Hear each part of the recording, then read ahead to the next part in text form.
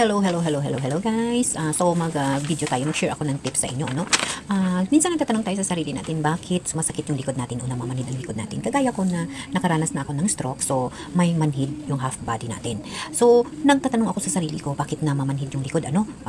So sa tingin ko, isa sa mga sasabihin ko, isa yan sa cause na aking nararamdaman ngayon. Yung cause ng pamamanhid ng ating mga likod, may tendency ho yun na ang sirkulasyon ng ating dugo is hindi maayos. Number 1 ho yun. Ang number 2, yun ang tinatawag na parang nininervyos ka. So pag nininervyos ka, nang aalay ho yung likod natin, ano? And then pangalawa yun. Yung pangatlo, nandyan yung sinasabi natin minsan na kulang tayo sa vitamin B.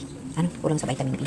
Ang pang-apat, yung sinasabi na may problema tayo sa mga kalamanan natin. Ano? And then, yung pang-lima is, pwede rin pala manhid yung likod natin pag may problema tayo sa skin natin. Ano? Ganun pala yung mga dapat na malalaman natin. And then, pagtulog, isa din yan sa kakulangan sa atin kung bakit namamanhid yung likod natin. Andin yung sa gulugod, yung dito natin sa tangkugo yung gulugod. Pag may problema din tayo dyan, sumpay kasi ng spinal natin, kaya minsan nag-aalay din yung likod natin, ano? So yung pitong ginshare ko sa inyo na mga tendency, na mga kadahilanan, na kung minsan nag-aalay yung likod natin o namamanhid is, isa lang yun sa mga idea o nalalaman ko. Sa mga nanonood na alam ko na marunong naman sa mga ganyan na idea, especially yung mga doktor natin, yun yung sa akin is mga idea lamang yan, na makatulong sa kapwa ko na mga dahilan kung bakit na sumasakit yung likod or namamanhid, iba ang sakit, iba ang manhid. Yung parang namamanhid.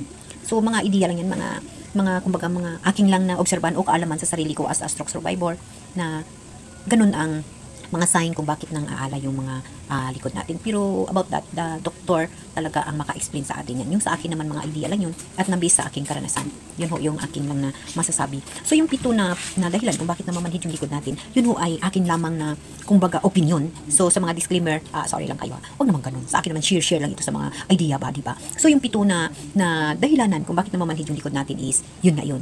So yung may problema tayo sa skin, number 1, number 2, baliktarin ko lang yung hindi tama yung sirkulasyon ng dugo natin, may problema tayo sa gulugod, may problema tayo sa laman, kulang tayo sa tulog na tinatawag, and then yung pag ninervyusin tayo, and then ang isa is yung kulang tayo sa vitamin B. So yun ho, yung pito na yan. So anong dapat natin gagawin?